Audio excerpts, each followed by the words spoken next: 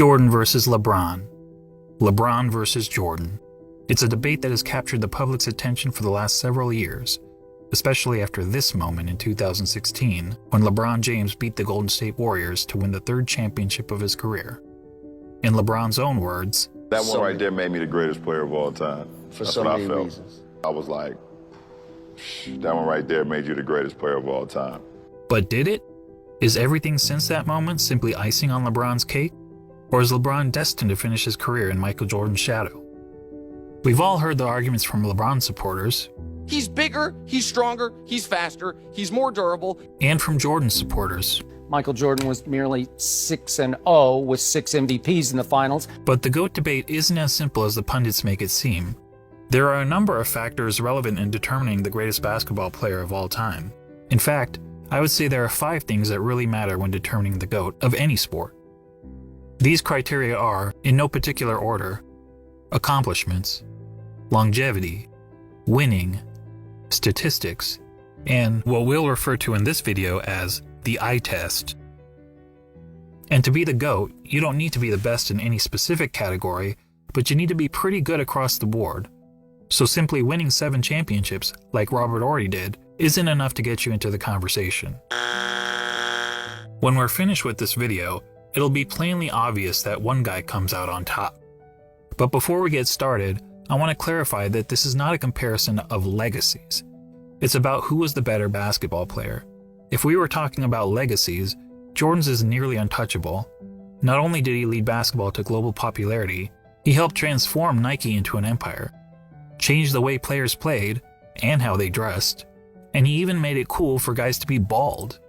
And while those things certainly contribute to MJ's iconic status, they don't make him a better player on the court. So let's evaluate the criteria that matter, and we'll start with individual accomplishments. Take a look. Jordan had more regular season MVPs, twice as many finals MVPs, 9 more scoring titles, and several more selections to the NBA's All-Defensive team, including once being named Defensive Player of the Year. LeBron has more All-Star appearances, but that's largely due to his having played more seasons.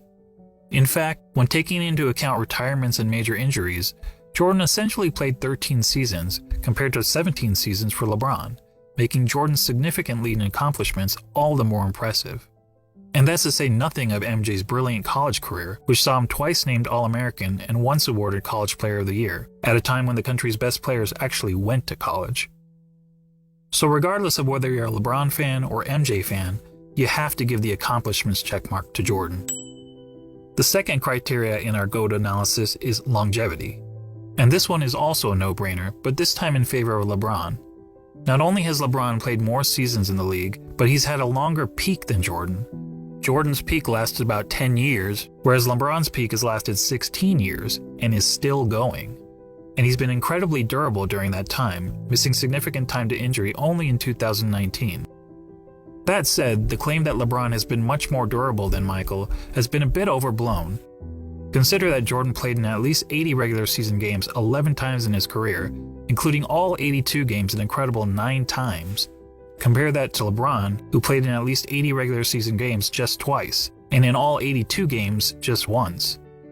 So both LeBron and Jordan get high marks for their durability. But durability aside, the bottom line is that LeBron has sustained his level of excellence for a much longer period of time than Jordan, which puts the longevity checkmark squarely in LeBron's corner.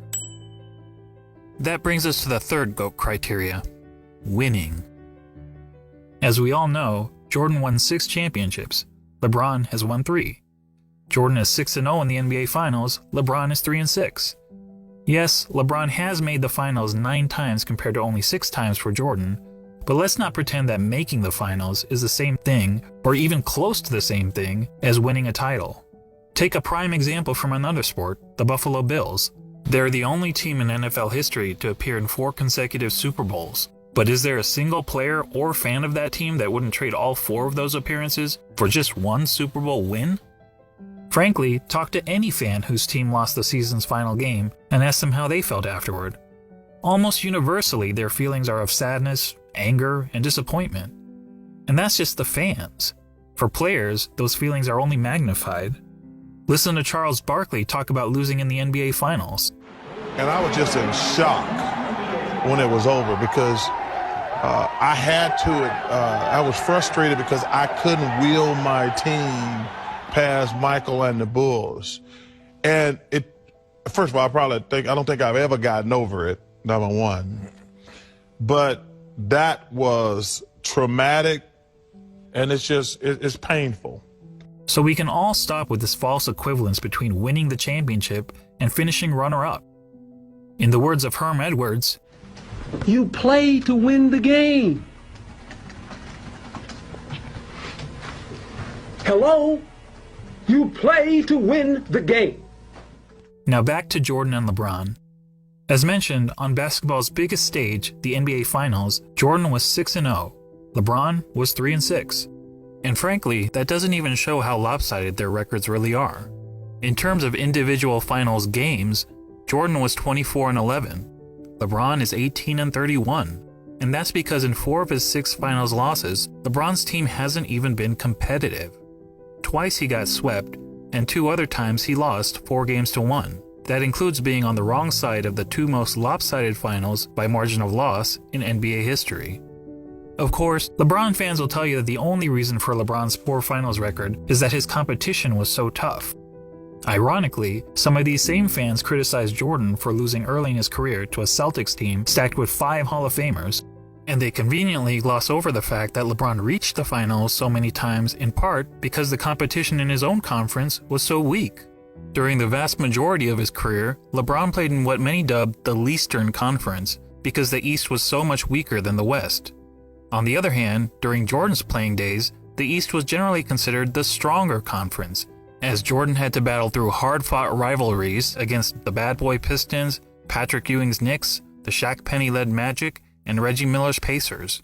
That said, if you want to blame LeBron's failure in the finals on the level of his competition, I won't argue with you. But let's also not blow it out of proportion. If you look at the average number of wins of their finals opponents, you'll see that LeBron's finals opponents averaged 60.8 wins per season, whereas Jordan's finals opponents averaged 61.2 wins per season. So as it turns out, both players faced stiff competition in the finals. But a big reason we don't hold the 93 Suns, the 96 Sonics, or the 98 Jazz in the same regard as some of LeBron's finals opponents is because, unlike LeBron's adversaries, Jordan's opponents never actually won the Larry O'Brien Trophy. Which goes to my original point, that the difference between winning the title and finishing runner-up is huge. And the reason those teams never won the title? This guy. Look, I'm not trying to say that Jordan's opponents were as good as the Warriors teams that LeBron faced 4 times in the finals. The truth is that Jordan never played a juggernaut quite like that. But there's a pretty good reason for that. Jordan's Bulls were the juggernaut. They were the team winning 70-plus games. They were the team with the target on their back every year. And as the Warriors showed us, that's not an easy place to be. As great as the Warriors were, they were never able to string together 3 consecutive championships. Jordan's Bulls did it twice. So what's the greater achievement? Beating the juggernaut or being the juggernaut? Or to be more specific, beating the juggernaut 1 time out of the 4 times you faced them? Or being the juggernaut year after year after year? And then doing it again, year after year after year. There's no doubt that LeBron's victory over the 73-win Warriors was the highlight of his career. But it's not the first time that an underdog has won the championship, and there actually have been much bigger underdogs who ended up winning the title. But how many times have we seen a player lead his team to 6 championships in 8 years? Prior to Jordan's Bulls, only Bill Russell's Celtics ever accomplished that feat in the NBA, when they incredibly won 11 championships in 13 seasons. However, back then, there was an average of less than 10 teams in the league, and only a couple rounds of playoffs, so it was considerably easier to win a title. And no player, not even Bill Russell, ever had a run of winning 25 of 26 playoff series, as Michael Jordan did. And Michael's pattern of winning goes beyond the NBA. Let's not forget that Jordan has never won anything but gold in the Olympics, and he also earned an NCAA championship, in which he hit the first of 2 iconic championship-winning shots in his career. All that is to say, when it comes to winning, the checkmark clearly goes to Jordan. On to the 4th GOAT criteria, statistics. This one is a bit more complicated. I mean, how do you statistically evaluate two players who played in different eras under different rules at different positions? One way of doing it is to simply look at the 8 traditional statistics of basketball: points, assists, rebounds, steals, blocks, field goal percentage, free throw percentage, and turnovers. And we'll focus on per game stats rather than cumulative stats, since cumulative stats such as total career points and total career assists really speak to longevity, which is already its own category of the GOAT analysis. Per game stats, on the other hand, is more of an apples to apples comparison. So looking at the 8 traditional stats, we see that Jordan leads LeBron in 5 of them: points per game, steals per game, blocks per game, free throw percentage, and fewer turnovers. LeBron leads in the other 3: assists per game, rebounds per game, and field goal percentage. But that's a pretty simplistic way of looking at statistics. What if we instead turn to analytics? Probably the most well-known analytics stat is player efficiency rating, or PER for short.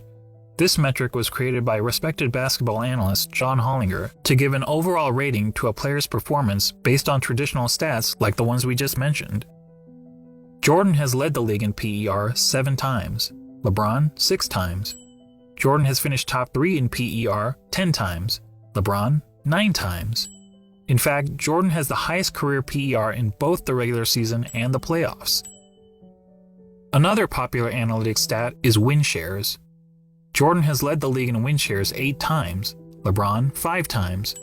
Jordan has finished top 3 in win shares 11 times, LeBron 6 times. And when it comes to win shares per 48 minutes, Jordan has the highest career rating in both the regular season and the playoffs. What about box plus minus? Until recently, LeBron was actually ahead of Jordan in career box plus minus. But after the 2017 season gave Russell Westbrook the greatest single-season box plus minus in history by a wide margin, the architect of box plus minus realized that the stat was fundamentally flawed. So he made some changes to improve its formula. As a result, Michael Jordan now has the highest career box plus minus in both the regular season and the playoffs. And lastly, what about value over replacement player, which on its face seems to favor LeBron James? Well, value over replacement player is a cumulative stat, and as previously noted, cumulative stats speak more to longevity than they do game-to-game dominance.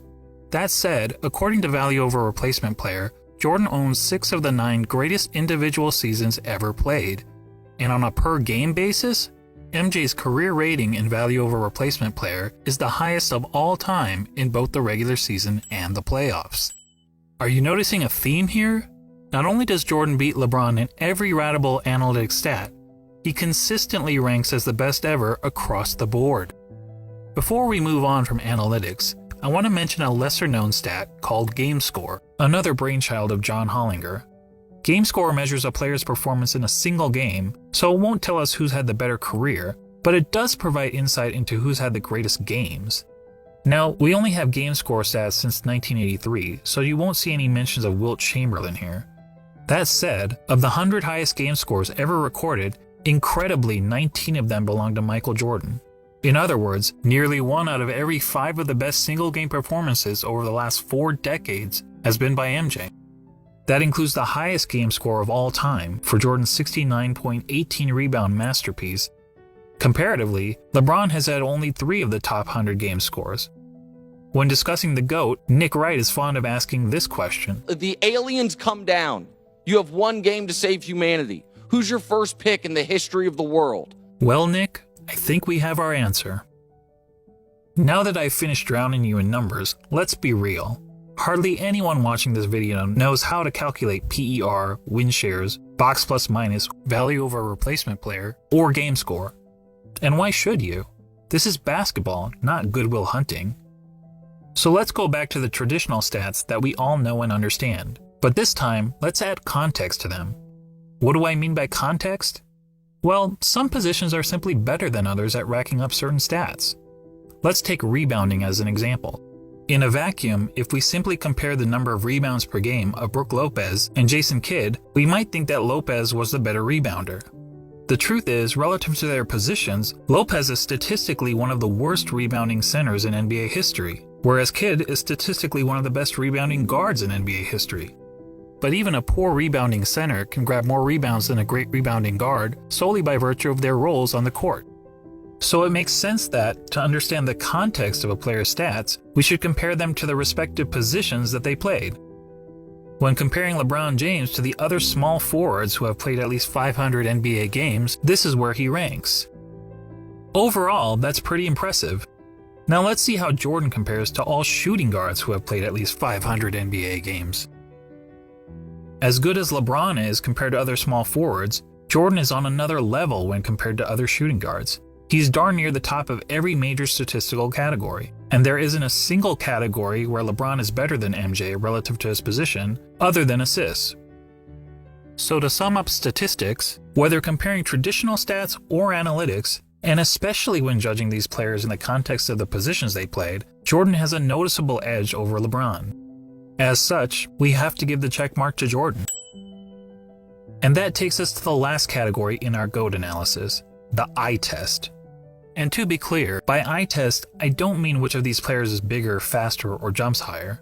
None of that is relevant unless we're having a track and field competition. And frankly, if physical measurables mattered, then George Murasan would be in the GOAT conversation.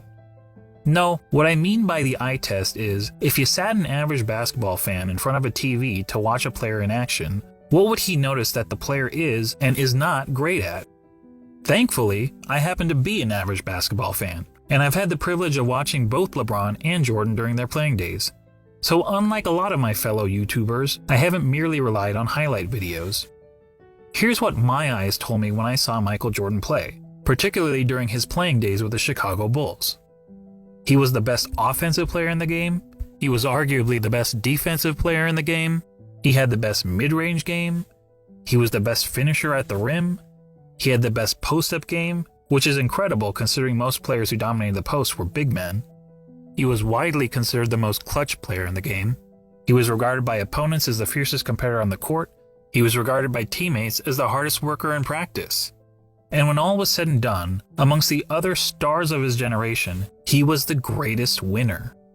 Now, when you're playing against the elite of the elite athletes of the world, to be the best at any one of those things is pretty remarkable.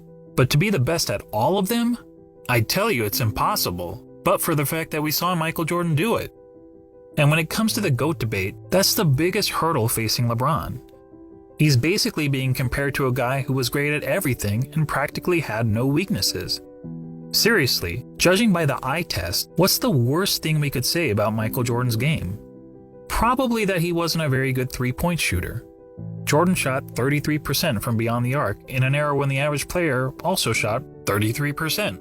So when it came to three-point shooting, he wasn't good, he wasn't bad, he was just average. But remember that Michael played in an age when the three-point shot wasn't a big part of the game. During Jordan's years, teams averaged only 9.5 three-point attempts per game, and Michael himself attempted less than 2 threes per game. And if being an average three-point shooter is a weakness of Michael's game, well, then we also have to call it a weakness of LeBron's game. The difference is that LeBron plays in an era where the three-point shot is a huge part of the game. During the years in which LeBron played, teams attempted on average over 21 threes per game, and LeBron himself averaged 4.3 three-point attempts per game, or 2.5 times as many as Jordan. Despite the increased emphasis on threes, LeBron's career shooting percentage from beyond the arc is only a hair better than Jordan, at 34%. And it's actually slightly below his peers, who averaged 35% from three during his era. But to reiterate, being an average three-point shooter was by far the worst part of MJ's game. For LeBron, it's not even close. LeBron, in fact, has 4 major weaknesses as a basketball player, each of which is readily apparent to anyone who has actually watched him play. First, he's not a good free throw shooter. For his career, LeBron has shot around 73.5% from the free throw line, which is pretty poor for a player who handles the ball as much as he does. In fact, many analysts point out that, at the end of games, LeBron shies away from driving to the basket because he's afraid of being sent to the line. I don't know whether that's true, but what I do know is that the odds of LeBron hitting 2 consecutive free throws is statistically not much better than a coin flip. Jordan, on the other hand, shot a solid 83.5% from the free throw line during his career, and MJ never shied away from contact at the end of games. LeBron's second weakness is that he's an inconsistent defender. Sure, he's had some years where he was elite defensively, which is evidenced by his numerous selections to the NBA's all-defensive team, but he's also had several years where he's practically been a liability on the defensive end. Compare that to MJ, who during his Bulls days was a consistently elite defender. In fact, Jordan is the only player to rank in the top 5 amongst all guards in both steals per game and blocks per game for his career. Additionally, Michael led his position in defensive win shares practically every year that he played for the Bulls, an incredible 10 times. LeBron, comparatively, has led his position in defensive win shares on just 4 occasions, and in 5 of his last 7 seasons, he didn't even crack the top 10 at his position in defensive win shares. Now, some will excuse LeBron's recent falloff on the defensive end as a byproduct of his resting on defense so that he can have more energy on offense. And we can debate the merits of that strategy, but resting on defense is not something Michael Jordan was ever accused of doing. Heck, even as a 40-year-old, he was busting his tail on the defensive end.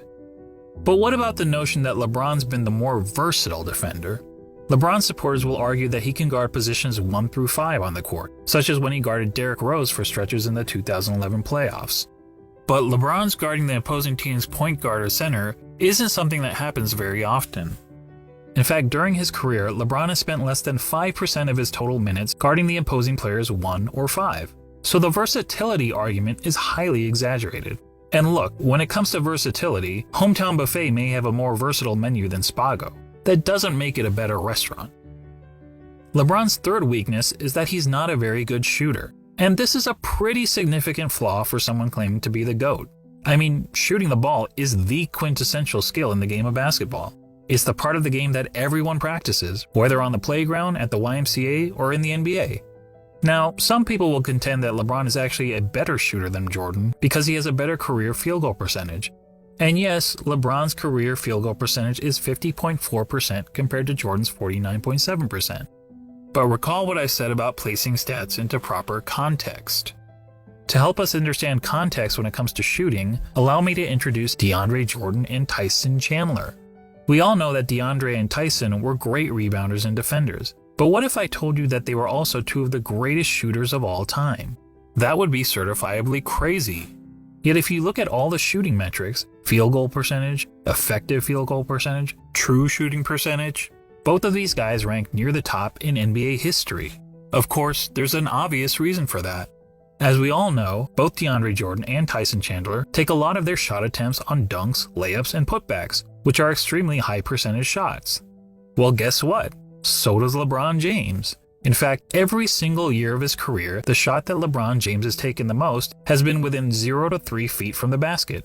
In other words, dunks, layups, and putbacks. More than 1 of every 3 of LeBron's shots has been within this point-blank range, which is aided by his playing in an era where it's been relatively easy to get to the rim, particularly when compared to the physical era in which Jordan played.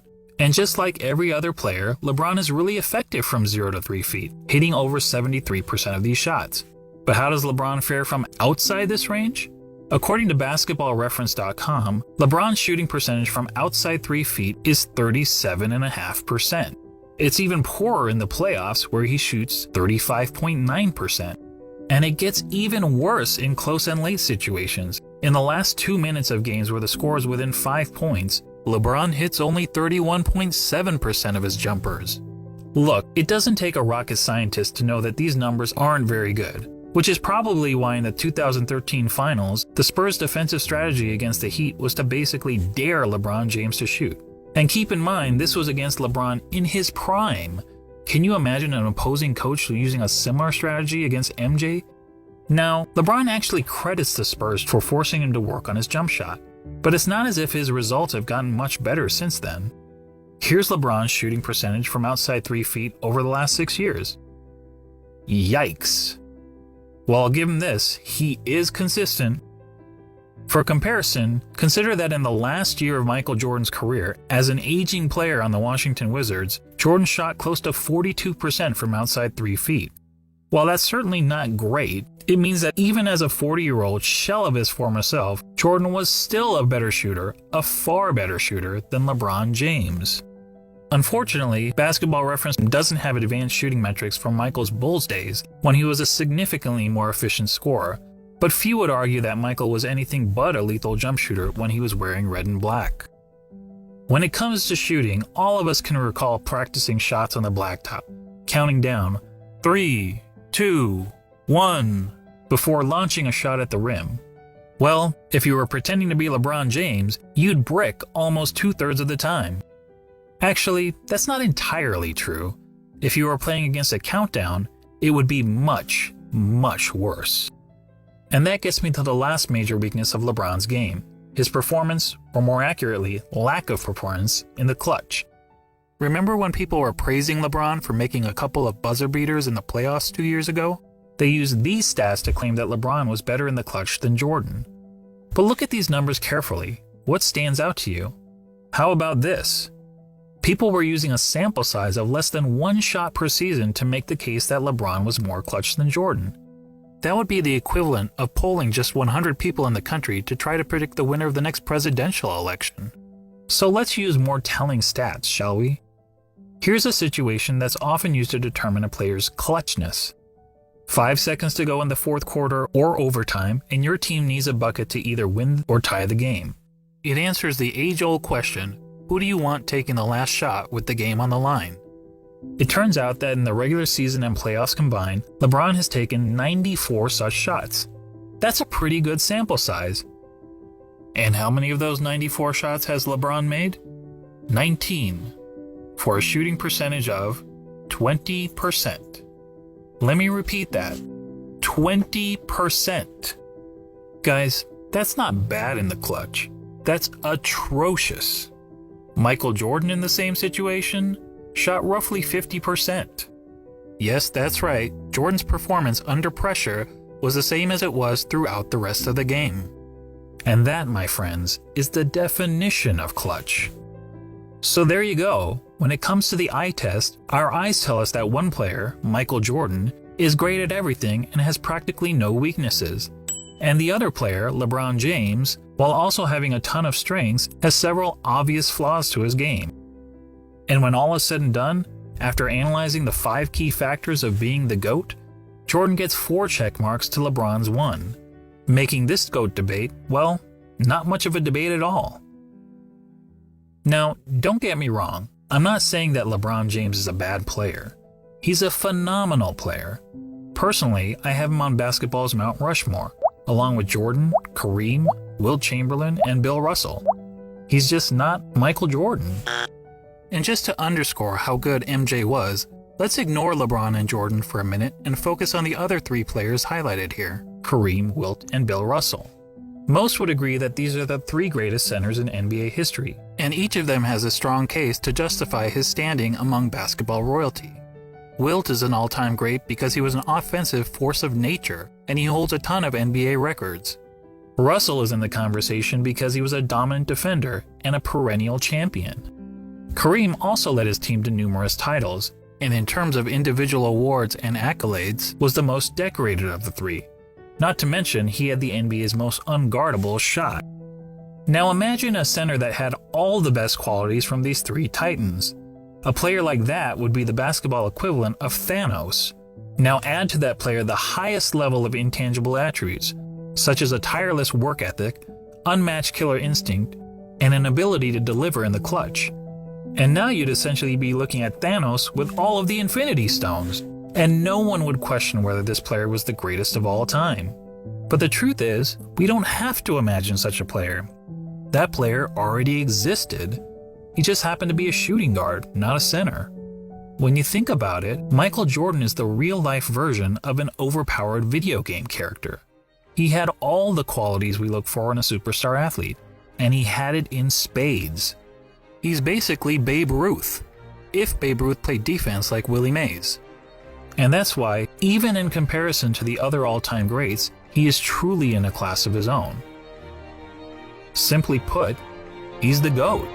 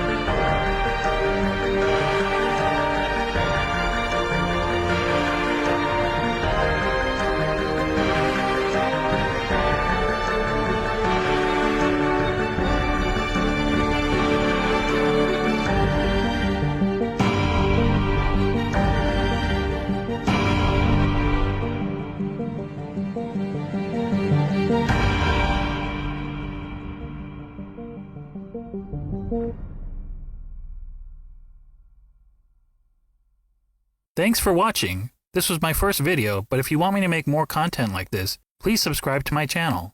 Also, if you like what you saw, please click the like button below and share this video with your friends. And leave a comment to give your thoughts on the GOAT debate.